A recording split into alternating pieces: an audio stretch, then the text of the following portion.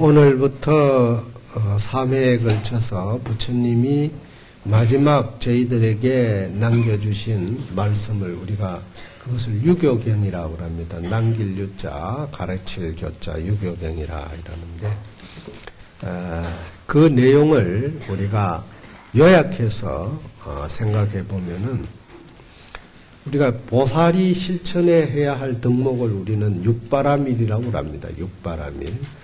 보시, 지계, 인욕, 정진, 선정, 지혜. 근데 여러분들이 아마 그런 얘기를 많이 들었을 겁니다. 보시하라, 지계하라, 인욕하라, 정진하라. 그런데 지혜롭게 살라고 하는 이 부분은 앞에 5가지가 지켜지지 않으면은 절대 지혜로울 수가 없다는 거예요. 그래서 지혜가 마지막에 들어가 있는 겁니다. 그러니까 근본적으로 깨달음은 지혜로움의 완성입니다.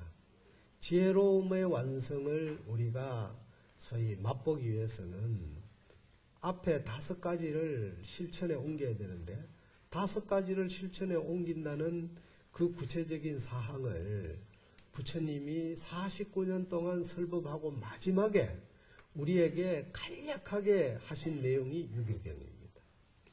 그런데 이 유교경의 내용을 저희들이 함축해서 보면은 사실은 여러 가지 이렇게 말씀이 있지만 그 중에 딱 줄여서 말하면은 몸을 잘 다스리고 마음을 잘 다스려라. 요 2가지 말씀이에요.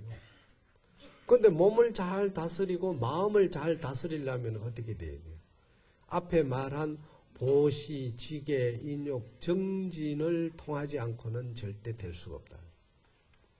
그런데 이것을 우리는 공덕이라고 하는데 이런 공덕이 쌓아야 마지막에 마음을 잘 다스릴 수 있는 지혜가 생긴다는 거예요. 지혜로워질 수 있다는 거예요. 그래서 이 내용을 좀 더 쉽게 우리에게 풀이한 내용을 한번 오늘부터 3회에 걸쳐서 말씀을 드리고자 합니다. 첫째는 서분인데 서분이란 말은 아시다시피 모든 경전을 설할 때 부처님이 이 경을 설하시게 된 그 동기를 밝히는 그것이 서분이라고 할 수 있겠습니다. 서가모니 불이 초전법륜하여 도아야 교진여 하시고 부처님께서 처음 깨달음을 이루시고 난 뒤에 중생을 위해서 법륜을 굴렸다는 말은 설법을 하기 시작했다 이 말이죠. 그때 첫 설법을 들은 사람이 누구냐? 바로 아약 교진녀라고 하는 사람 5 비구라고 합니다. 그 사람들을 위해서 부처님께서 제도하셨다 이 말이죠. 그리고 최후의 설법을 하실 때는 수발타라라고 하는 제자를 마지막으로 제도하셨으니 소응도자를 계기도리시니라. 이렇게 곳곳에 다니면서 49년 동안 모든 중생을 제도해 다 마치시고 이 말이죠. 응한 바 모든 제도할 자를 다 이미 제도해 마쳤나니라. 사라상수간에 장님 열반하실세. 사라상수간에 부처님께서 열반에 드시려고 하셨다 이 말이죠. 그럴 때에 시시중야의 적연무성컨을 그때의 중야라는 것은 한밤중을 말하는 겁니다. 한밤중에 고요히 아무 소리들이 없고 그야말로 적연한 그런 상태에서 모든 제자들을 위해 가지고 간략히 부처님께서 49년 동안 설법하신 그 내용을 요약해 가지고 그걸 법이라고 그래요. 설법의 그 요점을 말씀을 하셨는데 뭐라고 말씀을 하셨느냐? 이게 위사라. 개로서 스승을 삼으라 이 말입니다. 그 내용을 풀이하면은 여등비구야 의아멸후에 너희 등 비구들이여 내가 멸도한 후에 내가 열반에 들고 난 이후에 말이죠. 육신은 유한하기 때문에 부처님께서 우리가 가지고 있는 이 육신의 모양을 무한한 모습으로 보이지 않고 유한한 모습을 보이는 그 자체만 하더라도 그것도 중생을 교화하기 위한 하나의 방편입니다. 그래서 부처님께서 우리가 흔히 기독교에서 말하는 부활이라고 하는 그런 것처럼 사실은 죽었다가 살아난다는 것은 마음이 불생불멸하는 것을 의미하는 것이지 육신이 죽었다가 살아난다는 것은 없는 거예요. 그런 거는 있을 수가 없는 겁니다. 그러니까 기독교에서 부활도 결국 예수의 마음을 상징한 것이지 그 육신이 살아났다고 한다면 누가 믿겠어요? 안 믿잖아요. 그러니까 부처님도 80세에 돌아가셨지만은 돌아가시는 그 자체는 바로 우리 중생이 모양이 있는 것은 모든 것이 나뿐만 아니라 모든 이 세상의 지구상의 모든 것은 평등하게 다 소멸되게 돼 있다. 생로 병사 또는 생주 이멸 이 단계를 거치면서 다 소멸되고 죽게 돼 있다 이 말이죠. 그러니까 나 또한 가지고 있는 육신은 버린다 이거죠. 이제 쓸 만큼 사용할 만큼 다 해먹었으니까 한 80년 써먹었으니까. 그래서 그 모습을 보여주면서 내가 없더라도 이 육신이 없더라도 너희들이 의지해야 할 곳이 있다 이거예요. 그게 뭐냐? 개로서 스승을 삼아라. 개로서. 개라는 것이 뭐냐? 뒤에 이제 나오고 있습니다. 우리가 한번 해석을 해봅니다. 그래서 내가 멸도한 후에 당 존중 진경 바라제 목차하라. 마땅히 바라제 목차를 존중하고 진경하라. 이럴 때 존중이라는 것은 끝없이 내가 우러러 받든다는 의미를 가지고 있고 진중이라는 것은 뭐냐? 이것을 소중하게 내가 간직해가지고 항상 그것을 잊어버리지 않고 내 몸속에 잘 지내서 그대로 실천에 옮기는 마음을 가지는 것. 이걸 우리는 진중이라고 합니다. 그래서 바라제 목차를 가져야 되는데 그것을 항상 몸에 지니고 그것을 잊어버리지 않도록 해야 돼. 그러니까 여러분들이 신앙의 기본이 뭐냐? 신앙의 기본은 바라제 목차야. 바라제 목차를 통하지 않고는 신앙인이 될 수가 없습니다. 바라제 목차를 통하지 않고는 진정한 신앙인이 안 되는데 과연 내가 바라제 목차를 잘 지니고 그것을 내가 실천에 옮기고 있느냐? 다시 말해서 잘 닦고 있느냐? 이걸 반성하고 되돌아보지 않으면은 그 사람은 참불자라고 할 수가 없는 거예요. 뒤에 나오고 있습니다만은 모든 부처님의 제자들은 바라제 목차를 잘 가지지 못하는 것을 부끄럽게 생각하라 그랬어요. 근데 바라제 목차라는 것이 뭐냐? 그것은 뒤에 해석이 나오고 우선 바라제 목차를 존중하고 진경해야 할 것이니라. 여암우명하야 마치 깜깜한 밤에 바라제 목차를 내가 몸에 잘 지니고 그것을 실천에 옮기는 것은 깜깜한 밤에 밝음을 만나는 것과 같다. 우리가 어두운 길에서 가야 할 방향을 모르고 있을 때 누군가가 전지불을 들고 가야 할 길을 비춰줄 때 얼마나 편해요. 전 전기불 따라만 가면은 길이 다 보이잖아. 근데 바로 바라제 목차는 마치 어두움에 방황하는 사람이 가야 할 길을 잃었을 때 누군가가 나타나가지고 전지불을 들고 가야 할 곳을 가르쳐주는 것과 같다 이거예요. 그러니까 바라제 목차를 지니는 사람은 일생을 살아가는데 행복해질 수밖에 없습니다.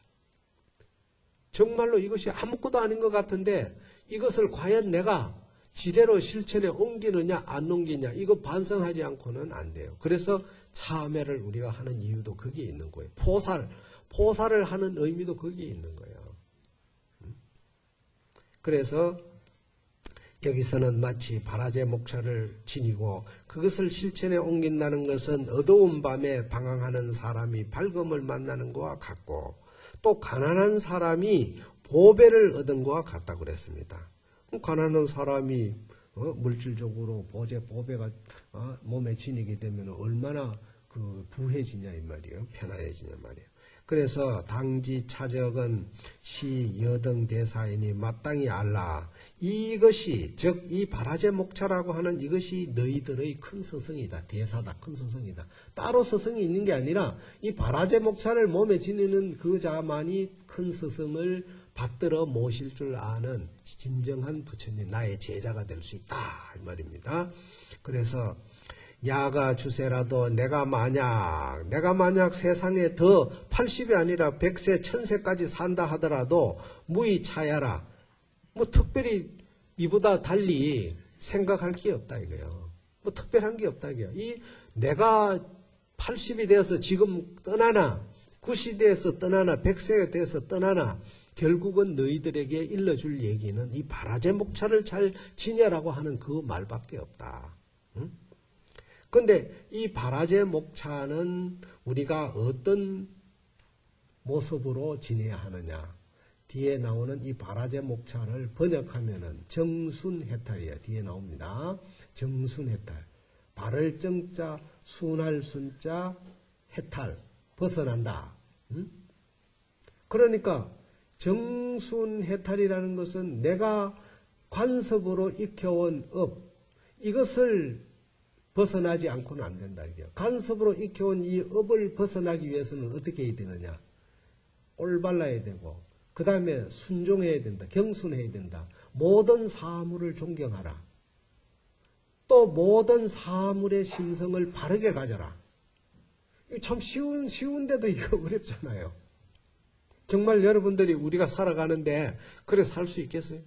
간단하지만은 정순해탈, 바라제 목차 번역하면. 그런데 이것을 정말로 지니고 산다는 건 쉽지 않습니다.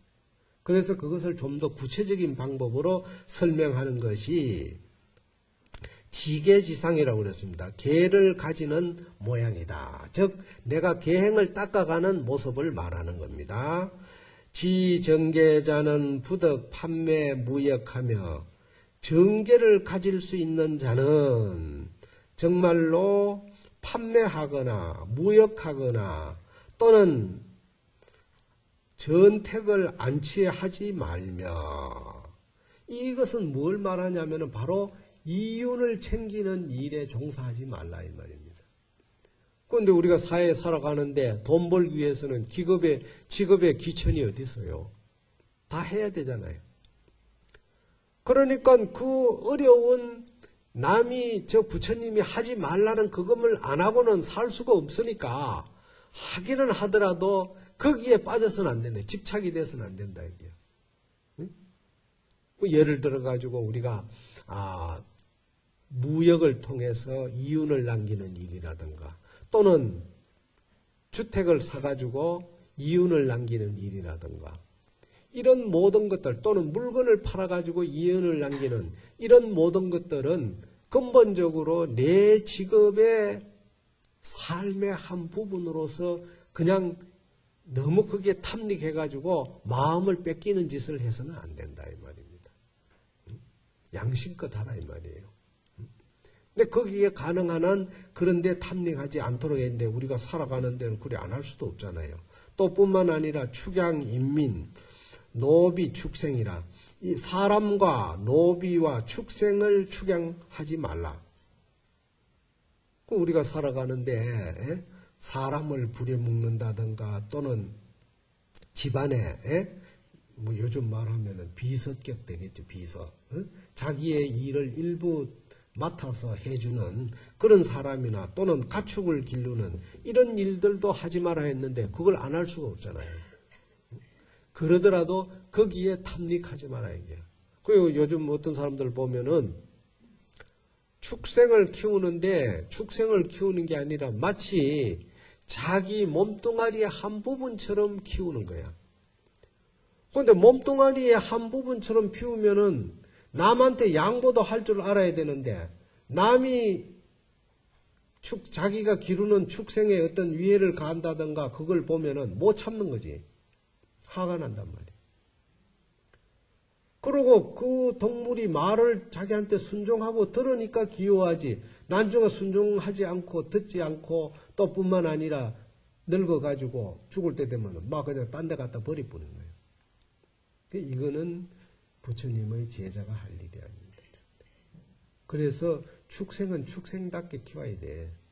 너무 방 안에 가다 놓고 그냥 사람 키우듯이 그래 하면 안 돼요. 그거. 응? 그야말로 내가 생명을 사랑하는 마음을 잊어버리지 않기 위해서 가축을 키워야지. 예? 진짜 그것이 나의 몸뚱아리 한 부분의 역할을 해준다고 생각하고 마음의 위로를 해주는 한 부분의 역할을 해준다고 하면서 키우려고 하지 마라 이 말이에요. 그래서 부처님은 항상 중도를 택하라고 그래서 너무 어느 곳이든지 하나에 집착하지 말아라. 하지 말며 일체 종식과 급제 제보를 개당 원리하여 일체 모든 예를 들어 가지고 주식을 한다든가 무엇을 심어 가지고 내가 어떤 재물을 취하는 그런 이득을 취하는 것을 개당 원리라 마땅히 다 모두 멀리해야 한다. 그런 멀리하는데 어떻게 하느냐? 여피 하갱인이라 불구덩이를 피하는 것과 같이 하라라. 사람이 지나가다가 불이 나면은 다 피해가지 불 속으로 바로 질러가는 사람 누가 있어요? 봤어요? 없잖아요. 그 불이 자기 몸에 해로운 줄 알기 때문에 피해가자. 생명에 지장을 주기 때문에. 그와 같이 우리가 살아가는 삶 속에서 일어나는 모든 생활의 편린들, 다시 말해서 반복되는 생활의 그런 일들에 대해 가지고 그것을 피해가야 돼요. 다시 말해 피해라고 해가지고 그냥 그 일을 하지 말라는 게 아니라 하더라도 그 일 자체에 탐닉하지 말아요. 만약 거기에 탐닉하게 되면 결국은 뭐냐? 마치 불구덩이에 사람이 질러가려고 피하지 않고 바로 들어가는 것과 같다 이 말이에요. 그런 현상이 나타난다. 뿐만 아니라 부덕 참벌 초목하며 초목을 참벌하거나 나무를 베거나 또는 간토 굴지라 굴지를 간토한다. 땅을 울퉁불퉁한 땅을 갖다 팽팽하게 이렇게 고른다 이 말이에요. 이거 다 이익이 생기는 겁니다. 그래서 가능한 한 여기에 빠지지 말라는 겁니다. 하거나 또는 탕약을 하업하거나 탕약은 약을 지어가지고 남에게 이윤을 남겨 좋은 약이라고 선전해서 많은 사람이 그 약을 먹고 효과가 보는 것에 대해서 한의심을 바랄지언정 이윤을 남기려고 너무 거기다가 탐닉해서 약장사 하지 말아요. 진짜 약장사는 병을 나수는 데 목적이 있지 그 환자를 통해서 병을 다시 말해서 나사가지고 내가 큰 이득을 취하려고 해서는 안 된다. 그런데 사실은 의사라는 것이 우리가 의사, 변호사 몇몇 사람들을 허가낸 도덕이라고 하는데 사실 환자도 의사를 못 믿고 의사도 환자를 못 믿고 이러다 보니까 실질적으로 병은 갈수록 더 많아지고 환자는 갈수록 더 많아지고 의사는 갈수록 더 많아져. 더 복잡다단해지는 이유가 거기에 있는 겁니다. 모든 것이 나는 그래서 사실은 가능한 한 병원에 안 가요. 의사를 안 믿습니다. 웬만하면 그냥 참 마지못해가 주사를 맞아야 할 상황이면 해도 견딜 새까지 견뎌보는 거예요. 왜 그러냐? 가면은 나는 한 곳에 아파가지고 가는데 이놈의 검사를 수십 가지를 여기 가라 저기 가라 여기 가라 저기 가라. 그건 뭐냐? 의사가 환자를 돌보는 그것이 병을 낫게 하는 것이 아니라 이윤을 목적으로 하는 것이 우선이잖아요. 그러다 보니까 진찰 한 가지라도 더 해야 자꾸 수입이 생기니까 더 얘기할 수밖에 없어요. 누가 진짜 의사가 옛날 허준이 같은 그런 의사가 누가 있어요? 없다고 믿으니까 아예 안 가는 게 편하다 이게야. 서로 안 보는 게 낫다 이거지. 응? 우리가 살아가는데 이 세상이 정말로 복잡다단한 것은 3000년 전에 부처님이 하신 그 말씀의 그 시절의 인간 삶이나 오늘의 인간 삶이 다를 바가 하나도 없다는 거예요. 똑같습니다. 그지 알고 보면은. 그래서 탕약을 하업하거나 만들어서 이윤을 남기려 하거나 또는 기륭을 점상한다 이게요. 기륭을 요즘 말하면 관상 보는 거, 점치는 거, 좋다 나쁘다. 그런데 좋다 나쁘다 하는 이 모든 지금 여기에 제가 읽는 이 내용들이 우리 일상생활에서 피할 수 없는 누구도 피할 수 없고 한 번은 꼭 만나는 그런 사항들이지만은 거기에 빠져서는 안 된다. 그걸 나는 이렇게 생각합니다. 이 관상 보고 또는 사람이 가지고 있는 소위 점을 친다고 해서 그 사람한테 기륭을 본다든가 이런 것에 나쁘다고 생각은 하지 않지만 거기에 빠지지는 말아라 이거야. 그거를 경책으로만 삼아. 그냥 한 번쯤 내 일생의 운명에도 이런 얘기가 나올 수 있구나. 그런 정도로 받아들여야지. 그게 그냥 탐닉이 돼가지고 혹시 이 집에 가면 맞는가 저 집에 가면 맞는가 곳곳에 찾아다니는 사람들이 절에 다니는 사람들이 더 많습니다. 그거는 참 불자가 아니에요. 다 그런 거는 참고서야.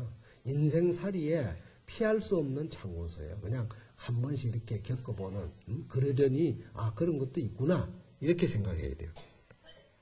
뿐만 아니라 또는 안관성숙의 별자리를 보고서 기륭을 점치는 거요. 또는 추보의 허잉이라. 우리가 허잉은 뭡니까? 잉허야. 잉은 꽉 찬다는 말은 이익이 생기는 것이고 허는 허실하다니까 손해보는 거야. 그러니까 이익이 생기고 손해보는 것을 추보한다. 거기에 따라서 내가 추종한다 이 말이야. 이익이 나는 쪽으로는 가고 이익이 안 나면 손해보면 안 가고 이 계산하는 거 있잖아요. 또는 역수상계를, 역수란 것은 뭐냐, 수를 헤아려 가지고 계산하는 것을 개소불응이니라 응당이 응하지 말지니라. 거기에 응하지 말아라.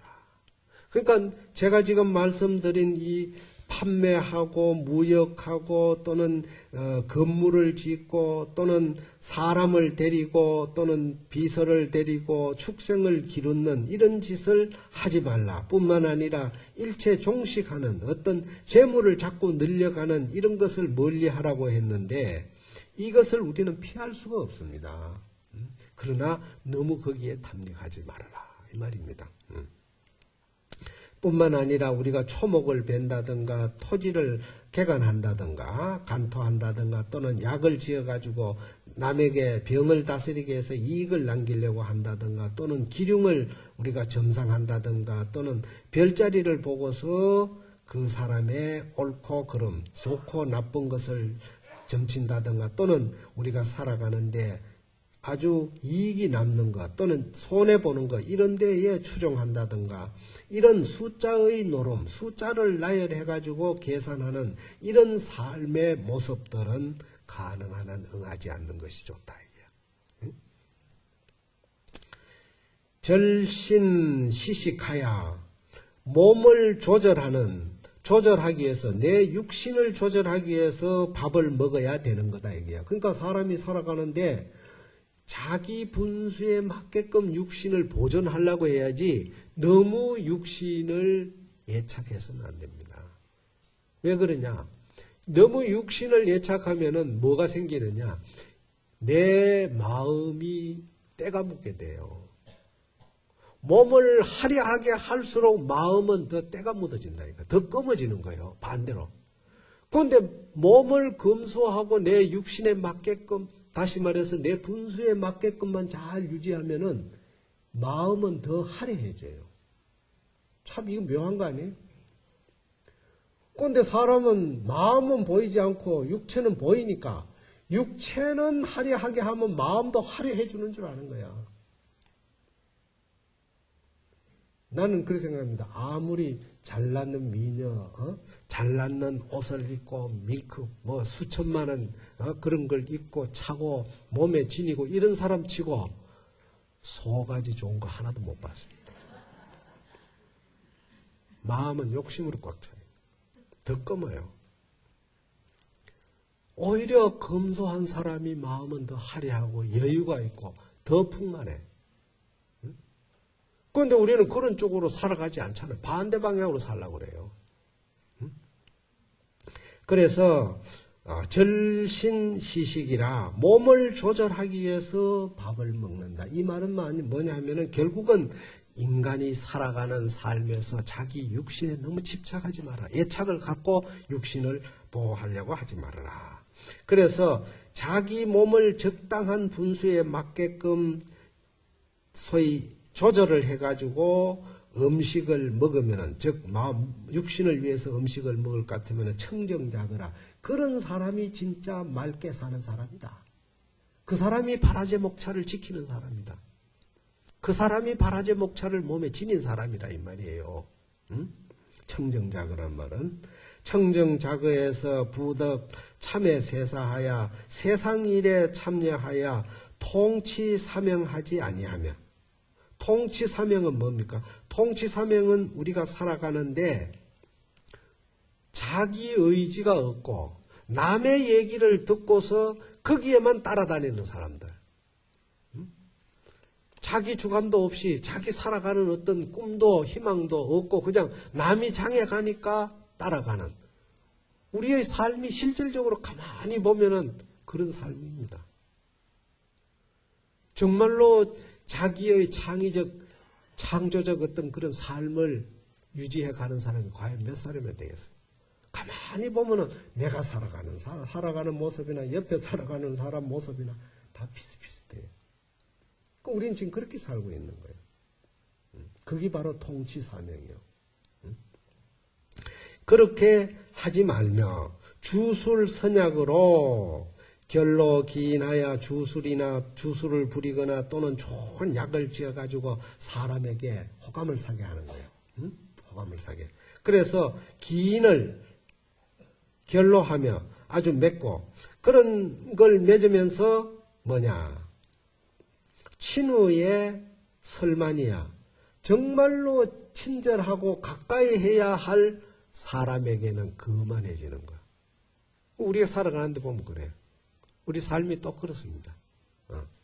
정말로 우리가 살아가는데 보면은 좀 세력이 있고 좀 잘 사는 사람 앞에 가면은 뭔가 고개가 숙여지고 그 사람을 위해서 어떻게 마음 좀 예쁘게 보이고 좀 그 사람이 호감을 가질 수 있게끔 하기 위해서 뭔가 갖다 주려고 하잖아요. 응? 그 나도 있으면은 주실에 있으면은 보면은 가끔 가다가 아이고 이거 공진단입니다 하고 들고 오면은 참 뭔가 호감을 살라고 가져왔는데 그것이 안 받고 그런 게 싫어야 되는데 이상하게 받는 게 좋단 말이에요. 참 그래서 옛날에 그런 말이 있잖아요.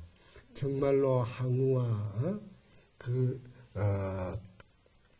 임금과 재상이 우리가 이 세상에 서로 인연이 되어서 한 사람은 임금이고 한 사람은 임금의 부인이고 한 사람은 한 나라의 재상이 되었는데 우리가 정말로 서희 이 나라를 이끌기 위해서는 마음을 모아서 한마디도 거짓말하지 않는 양심 얘기를 한번 우리가 합시다. 그런데 어디가 하느냐? 뽕나무 밑에 가서 거기서 얘기를 하면은 진짜 거짓말을 하지 않으면 뽕나무가 운다고 그랬어요. 그리고 임금이 얘기를 하는 거예요. 한 나라를 다스리는 임금이 내가 뭐가 아쉽겠느냐. 그런데 간신히 말이에요. 뇌물 보따리를 한 거 사들고 와가지고 막 온갖 그냥 가만히 이슬을 늘어놓으면서 보따리를 들고 와가지고 절을 하면은 딱 보면은 임금이 저놈은 나쁜 놈이다. 간신이라고 딱 생각이 든다는 거예요. 그런데도 그놈이 믿게 안 보이더라 이 말이에요. 믿게 안 보여. 그 뽕나무가 한번 울더래.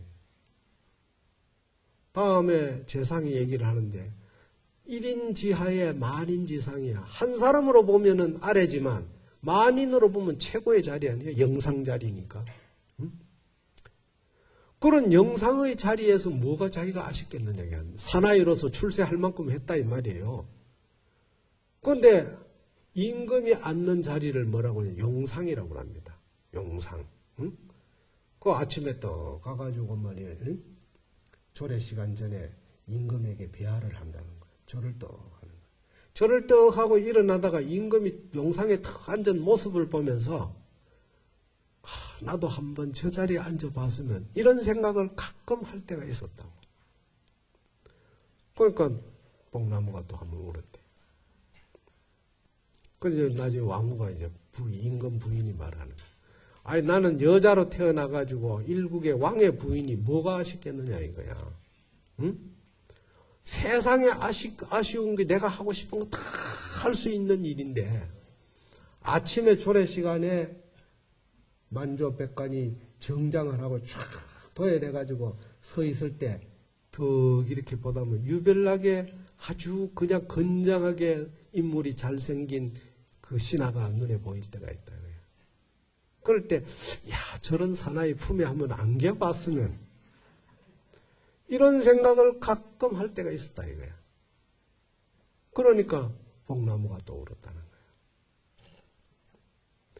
그러면 이 얘기를 우리가 간단하게 생각해 보면, 이 세상에서 인간이 살아가는데 외형적인 삶의 모습, 다시 말해서 부를 축적한다든가 권력을 가진다든가 이런 모든 삶의 모습이 결국 인간을 만족하게 할 수 없다는 겁니다. 거기에 탐닉하게 되면 끝이 없는 거예요. 만족할 수 없다는 거예요. 그럼 결국은 뭐냐? 자제하고 그걸 부끄럽게 생각하고 참고 가는 길밖에 없는 거예요. 그러기 위해서는 바라제 목차. 항상 이걸 지내야 돼요. 그래서 부처님은 우리에게 보살을 권유하는 이유도 바로 그겁니다. 천주교에서는 고해성사라는 게 있지만 불교에서는 바로 금음날, 보름날 보살을 통해 가지고 참회해야 돼요. 한 달에 2번씩. 그런데 한 달에 2번씩은 우리는 그걸 못 지키더라도 한 달에 한 번은 지켜야 돼. 제가 와가지고 보살 법회를 한 달에 한 번씩 꾸준히 지금 하고 있는데 사실은 사람 숫자가 자꾸 늘어야 되는데 참여하는 사람이 없으니까 사람 숫자가 자꾸 줄어드는 거예요. 그건 뭐냐? 결국 바라제 목차를 안 지닌다는 겁니다. 신앙생활이라는 게 참 자기가 살아온 인생관의 관습, 자기도 모르게 젖어져 있는 이 관습이라고 하는 이 소위 카르마, 이 업이라고 하는 이것이 정말로 우리의 삶을 어렵게 만들고 있는 겁니다. 그걸 한 걸음 걷어내고 나면 쉬운데도. 그래서 진정으로 세사에 참여해가지고 통치 사명하지 말며 또는 주술 선약으로 기인을 맺거나 또는 친한 사람에게 거만한 모습을 가지는 이런 것은 모두 다 응작하지 응당히 짓지 말지니라.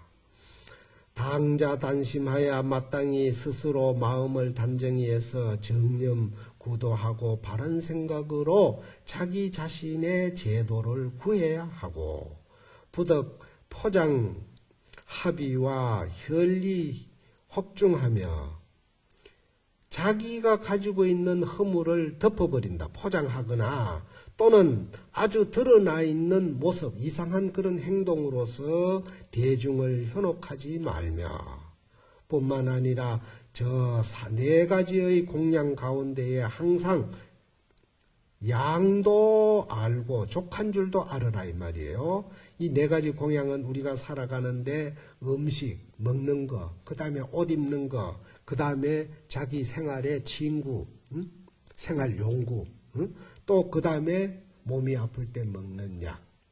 이거를 우리는 적당하게 잘 유지해야 된다.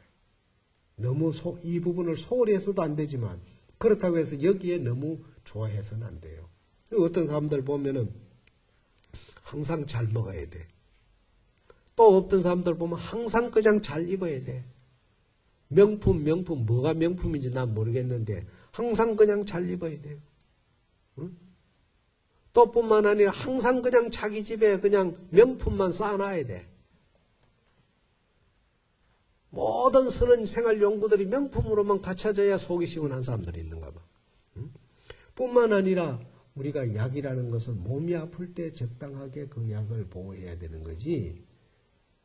그냥 많이 사놓고 계속 그냥 그 약만 먹는다고 해결될 문제가 아니에요. 근본적으로.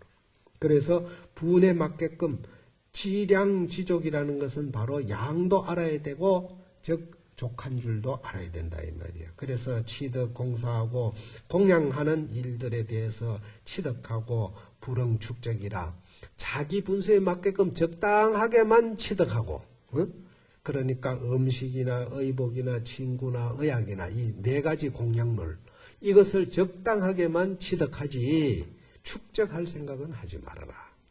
너무 쌓아놓고 갈 생각은 말아요. 다음은 정순해탈입니다. 바로 이 바라제 목차를 지금 얘기하는 거예요. 차적 약설 지계지상이라 이것은 간략히 설명하면은 지계의 모습이다. 계를 가지는 모양을 설명한 것이다. 이 말이죠. 계시 정순 해탈 지본일세 계는 이 정순 해탈의 근본이 될세 고명 바라제 목차니라 이름으로 이름하여 바라제 목차라고 하나니라. 이 계를 의인해서 이 계를 의지해 가지고 덕생제 선정과 그 멸고 지혜하나니라. 모든 선정을 만들어내고 또는 뿐만 아니라 고통을 멸하게 하는 그런 지혜가 되나니라.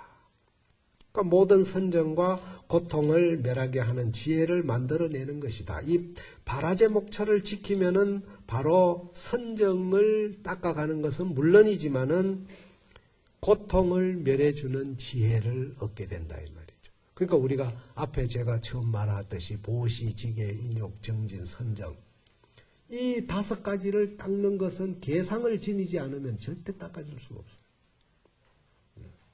그래서 이 바라제 목차를 지니려고 여러분들이 노력을 많이 해야 됩니다. 그건 뭐냐? 우리가 천수경 외울 때 참회지는 하잖아요. 살생중재 금일참회, 투도중재 금일참회, 사음중재 금일참회, 망어중재 금일참회, 양설중재 금일참회, 기어중재 금일참회 이런 그 참회를 하는 이것을 반복해서 하지 않으면은 중생은 선정, 닦을 수가 없고 지혜 얻을 수가 없다는 거예요. 이게 부처님의 마지막 설법이에요. 뭐 대단한 것 같아도 너무나 쉬운 얘기입니다. 그런데 이것을 우리가 실천에 옮기는 것은 결코 쉬운 것이 아니다. 지계 공덕, 계를 가지는 그 공덕에 대해서 말씀을 하셨습니다. 시고로 비구야 당지 정계하여 이름으로 모든 비구들이여 마땅히 정계를 가져서 물령 해결이여다 하여금 내 몸과 마음으로 하여금 조금 더 해결하지 말아라. 즉 이지러지게 마음을 방심한다든가 그렇게 하지 말라 이게 하지 말지어다. 약인이 능지 정계하면 만약 사람이 능히 정계를 가질 것 같으면 즉 이 바라제 목차를 잘 지닐 것 같으면 시적 능유 선법이언니와 이런 사람에게는 능히 선법이 있지만은 양무 정계하면 만약 정계가 없다면은 모든 성근 공덕이 개 부덕생이니라 모두 다 그런 성근 공덕이 발생할 수가 없는 것이다. 안 나온다 이거죠. 시고로 당자라 이름으로 마땅히 알라. 계는 바로 제1 아는 공덕의 소주처라.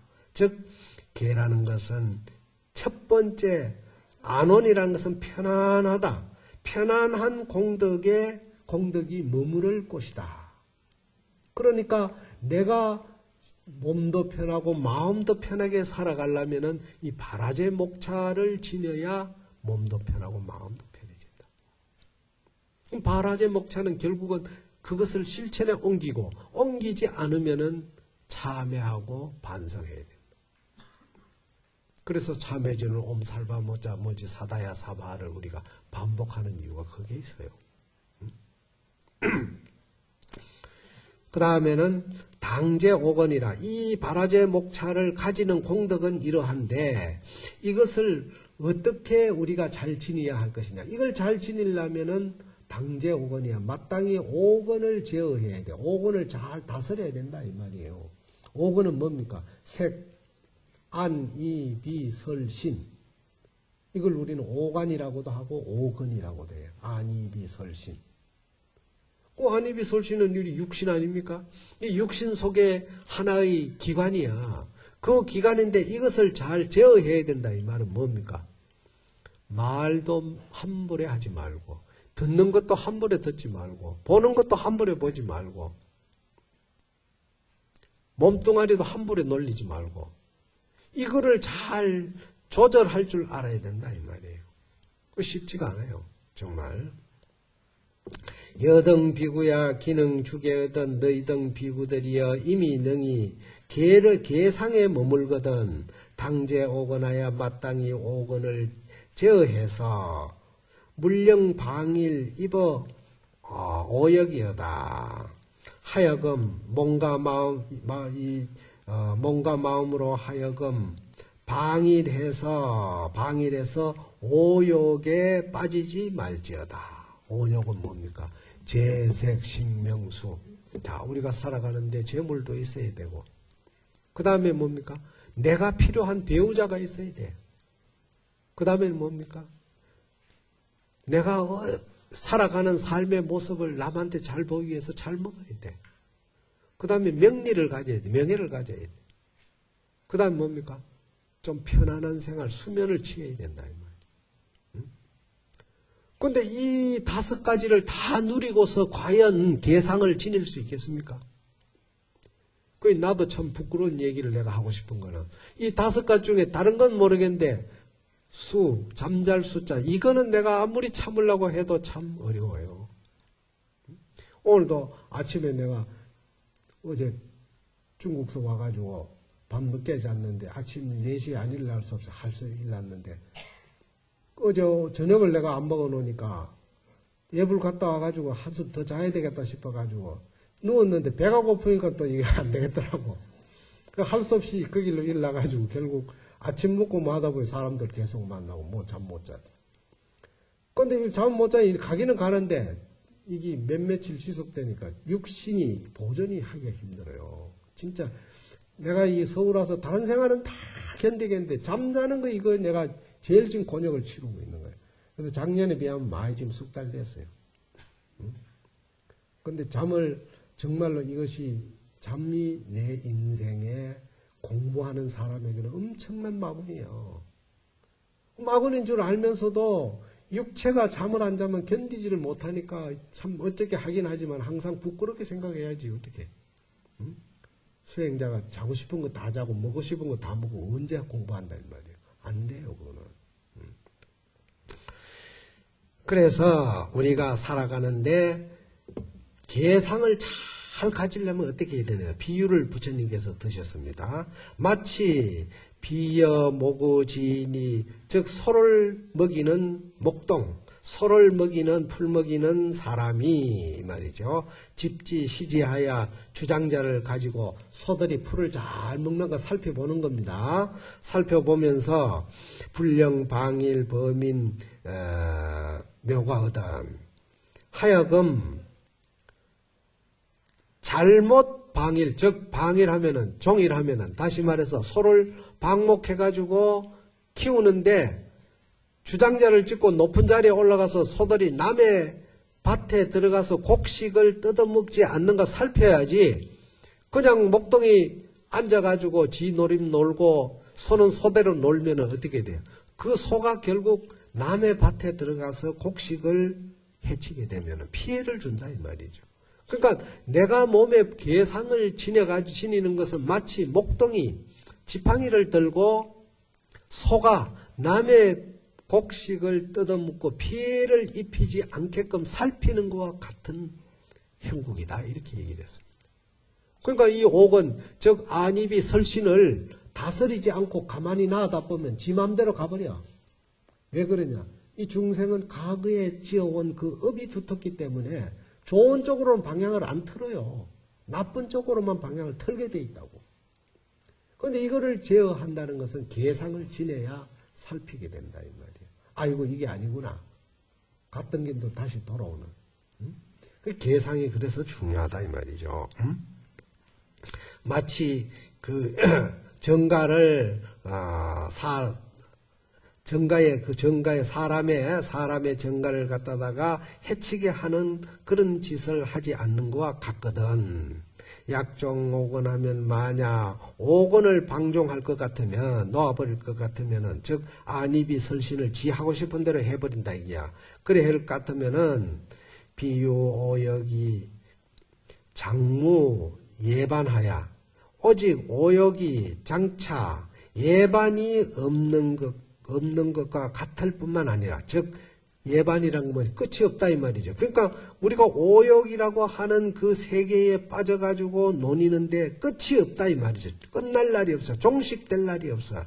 그래서 불가제한이라 가히 제지하지 못하는 것입니다. 어떻게 끝낼 수가 없다 이 말이야. 방종하게 되면은.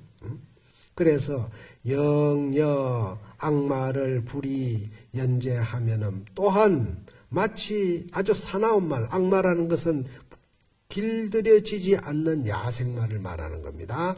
그런 악마를 불이 연재하면은 만약 길이 들여지지 않는 그런 말을 고삐를 묶어가지고 잘 돌멩이나 이런 데다가 묶어가지고 제어하지 않으면은 장당견인이 타어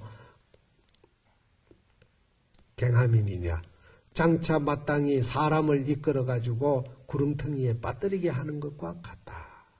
그러니까 우리의 안이비설신이라는 이 5권의 계상을 묶어두지 않으면 이게 지 마음대로 놀아버린다. 이게. 놀아가 마치 길들여지지 않는 말이 사람을 해치게 하는 것과 같다 이 말이죠. 그런 결과를 만들어낸다 이겁니다. 그래서 저 급해는 고지 일세연이요. 여기서 급해라는 것은 현세에 내가 살아가는 가운데에 해로움을 입는 것. 이것은 일세에 그쳐. 일세에 그치지만 다시 말해서 내가 사람을 하나 때린다든가 또는 사람을 하나 해치게 해가지고 잘못했다 하더라도 그거는 그 순간에 그친다 이 말이에요. 그 순간에. 그렇지만은 오건적하는 앙급 누세하야. 오건의 이 도적이라고 하는, 다시 말해서 우리는 안이비설신을 오적이라고도 합니다. 도덕적자를 하나 붙이는 거예요. 거기다가 안적, 이적, 설적, 몸, 안이비설신, 기적, 몸적, 설적에가 도덕적자를 붙여가지고 이걸 놔놓으면은 자기 마음대로 놀기 때문에 남에게 피해를 주는 거예요. 도적은 남에게 물건을 훔쳐와서 피해를 주잖아요. 그런 역할을 한다 이 말이에요. 이걸 잘 다스려야 되는데 잘못 다스리게 되면은. 그래서 이 오건으로 인한 도적의 그 재앙은 마치 누세라 두고두고 미치게 돼 있다 이 말이에요. 두고두고. 그러니까 육체로 짓는 재앙은 그 살아생시에 끝나지만은 마음으로 짓는 재앙은 다음 세상까지 이어간다 이 뜻이에요. 그래서 위해 기중하나니 해로움이 심히 중하나니 불가 불신이니라 가히 상가하지 아니치 못할 것이니라. 반드시 멀리해야 된다 이 말이죠. 시고로 지자는 제이 불수하야. 이런 까닭으로 진짜 지혜로운 사람은 자기 육신 안이비설신이라는 이 오건을 잘 제재해서 불수야 따라가지 않는다. 하고 싶은 대로 손 가는 대로 몸 놀래지는 대로 안 간다 이거죠. 따라가지 아니해서 지지여적하고 마치 계상을 가지는 것은 뭐냐. 이 오욕에 물들어 가지고 그 오욕에 탐닉하는 것은 마치 도덕질과 계상을 지닌다는 건 도덕과 같이 하라는 말은 뭐냐면은 멀리하라 이 말이에요. 오욕을 멀리하라. 오욕의 도적을 멀리하라 이거죠. 멀리하고 불령종이라면은 하여금 방종에서 방일하지 아니해야 할 것이며 가령종지라도 예를 들어 가지고 잘못 생각을 일으켜 가지고 내 안이비설신이라고 하는 이 오적을 갖다가 방종할지라도 개혁불구하여 다 또한 오래지 않도록 할 것 같으면은 그 마멸을 보게 될 것이니 참여하는 말은 바로 그겁니다. 그러니까 설령 내가 범했다 하더라도 계상을 범했다 하더라도 얼른 참여하라 이 말이에요. 그렇게 될 것 같으면은 결국은 잘못된 오욕에 탐닉한 그 분수를 벗어날 수가 있다 이게. 마멸을 본다는 것은 소멸되는 걸 보게 된다 이 뜻이에요. 업력이. 그래서 우리가 살아가는데 정말로 부처님의 가르침이라는 것은 인생살이에 있어서 우리가 종교적 신념을 갖기 위해서 부처님 말씀을 따르는 게 아니라 인생살이에 있어서 내가 주인으로서 이 세상을 얼마나 여유있게 아름답게 뒤에 나오면 장음이라는 말이 또 뒤에 나옵니다만은 누리면서 살아가는가 하는 지혜를 우리에게 가르쳐주고 있어요. 부처님은. 그래서 부처님을 우리는 뭐냐? 자각지사라고 그래. 깨달음 가운데 스스로 깨달아가는 가운데에서 가장 훌륭한 스승이에요. 우리가 부처님의 말씀을 듣고 여러분들이 실천에 옮기지 않는다면 무슨 의미가 있겠냐.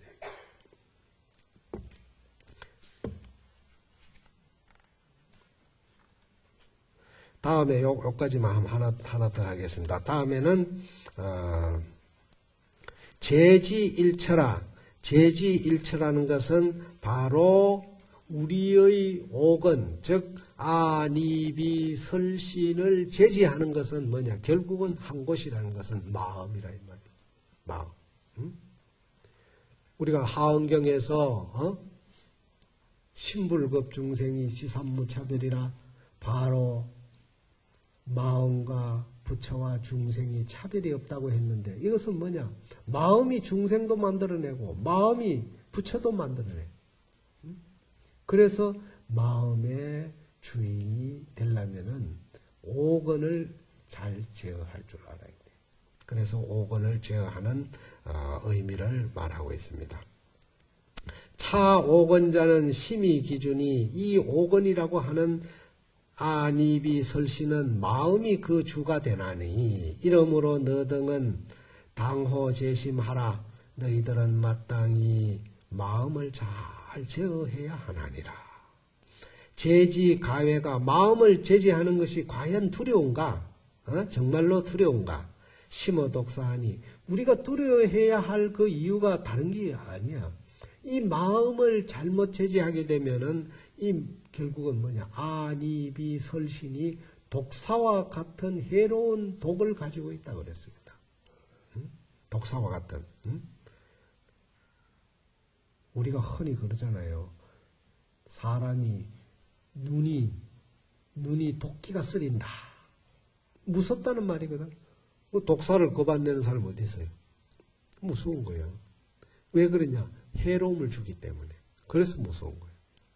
그처럼 우리가 가지고 있는 이 아니비 설신도 독사와 같은 거예요. 독이 있어요. 근데 독이 있는데 이 아니비 설신을 움직이게 하는 그 작용은 뭐예요? 그거는 바로 마음이라는 것인데 그 마음은 독이 없어. 무해 무덕이야.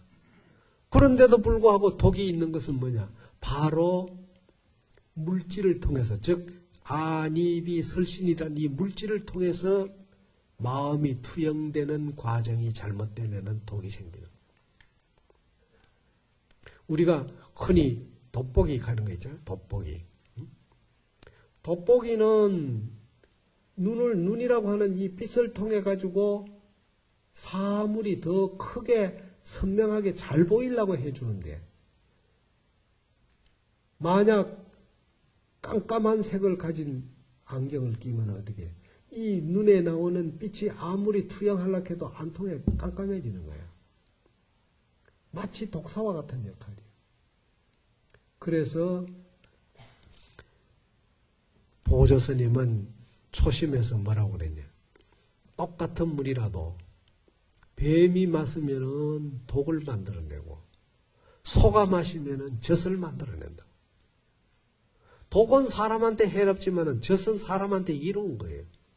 같은 물인데 먹는 데에 따라서 달라지듯이 우리가 가지고 있는 이 오간, 아니비설신이라는 것은 내가 사용하기에 따라 가지고 독이 되기도 하고 젖이 즉 우유가 되기도 하는 거예요. 그러면 여러분들이 정말로 피해를 주지 않는 소처럼 부지런하고 순한 모습으로 살 것이냐? 아니면 독사처럼 무서운 독을 가진 모습으로 살 것이냐? 이건 여러분들이 정해져 있어요. 선택의 여지는 여러분들이 가지고 있는 겁니다. 그럼에도 불구하고 우리는 그것을 잘못 선택하는 건 왜 그러냐? 바로 계상이 없기 때문에. 계를 지니지 않으면은 그런 선택의 지혜가 잘못 나올 수밖에 없는 거예요. 응? 더 지혜가 없다. 무지해진다, 이게 사람이. 응? 그래서 지식이 아무리 높아도 지혜롭지 못하면 그 사람 평생 고생해요. 그렇잖아요? 아니, 뭐, 박사학위 수백 개가 있는들 뭐 해요? 다 잘 삽니까? 다 지혜롭습니까? 하나도 그런 사람 없습니다. 지식하고 지혜는 아무런 관계가 없는 거예요. 무관한 거예요. 그런데 우리는 지식으로 사는 것이 지혜롭게 사는 길인 줄 알고 부지런히 뭔가 배우고 닦으려고 하긴 하는데 그것이 결국은 내 욕심, 마음의 욕심을 정장할 뿐이지 결코 지혜로워질 수는 없다. 지혜로운 것은 뭐냐? 지식도 분수에 맞게끔 닦아가야 돼. 계상을 지니는 사람은 그런 지식의 모습이 나의 전부가 아니라고 보는 겁니다. 그래서 우리가 살아가는데 내 안입이 설신이라는 것은 항상 독사처럼 뭔가 독을 가지고 있는 무서운 거 두려워할 줄 알아야 된다 이게야. 그래서 심어 독사니 독사보다 심하다고 하니 악수 원적하나니 마치 악한 짐승이나 또는 원수처럼 도적처럼 이렇게 생각을 해야 하니 대하가 월일로 미족 비유라. 대하라는 것은 큰 불이 말이야. 넘치고 불이 넘치고 넘쳐가지고 그런 그 피해를 주는 그런 모습을 좋게 비유하지 할 수가 없다. 그러니까 안입이 설신을 한번 잘못 판단해 버리면은 엄청난 재앙을 만들어내는 거예요. 좀 며칠 전에 보세요. 비행기 사고가 터졌는데 백몇십 명이 한 사람의 실수로 다 죽어버리죠. 근데 그 사람이 지혜로운 사람 같으면 과연 그래 하겠어요? 지혜롭지 못하니까 바로 안입이 설신이라는 거 이것이 잘못 작용을 한 거예요. 제어가 안 되니까 손이 그냥 사람의 생명을 해치게 하는 쪽으로 가버린다. 참 비행기 타도 이거 불안한 거야. 불안해. 응? 사람들이 정상이 아니에요. 전부 다 요즘 정상이 아니야. 응?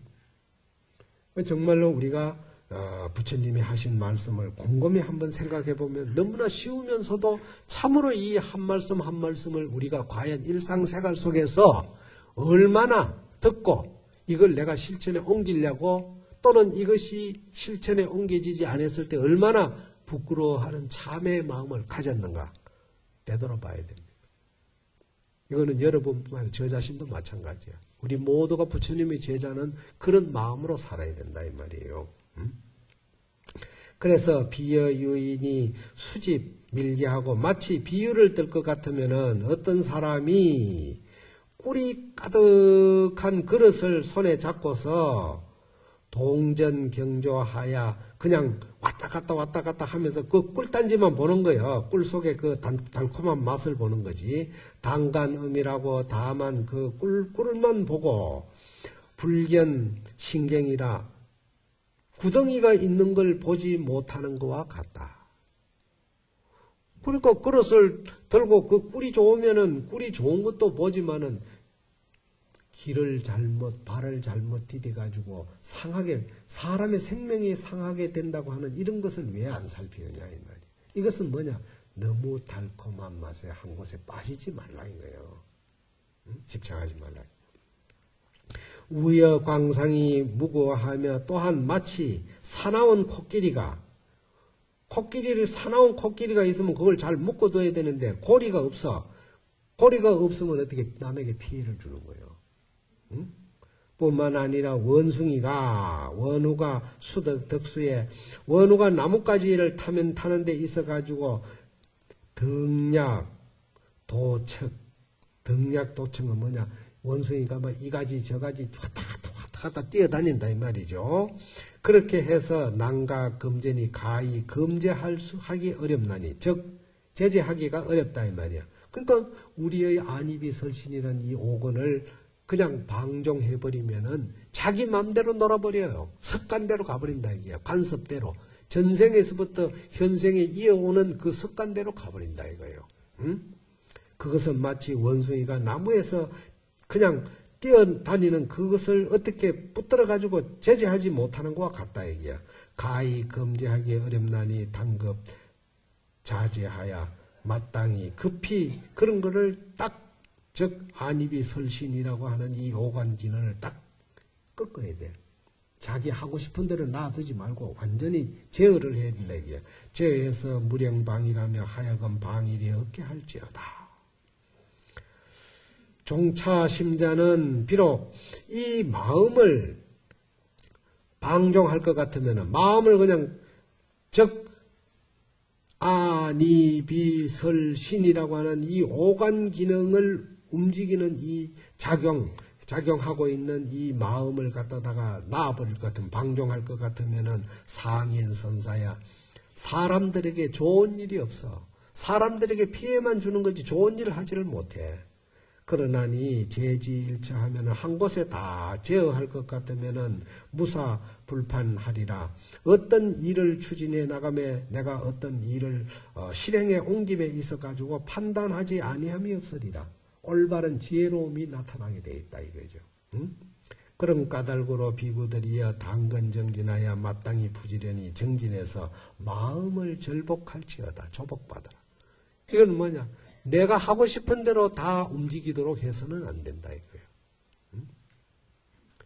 그 사람들이 살아가는데 정말로 잘난 체하고 떠들고 우리가 그렇게 해도 결국은 보면은 자기 수혜, 즉 자기가 가지고 있는 아니비설신이라는 이 오적, 이 도적에 홀겨가지고 결국은 자기 자신을 자기가 망쳐먹는 거예요. 그게 뭐냐? 마치 사자가 죽으면은 백수의 왕인 사자가 죽으면은 다른 짐승이 사자 고기를 안 먹어요. 뭐예요?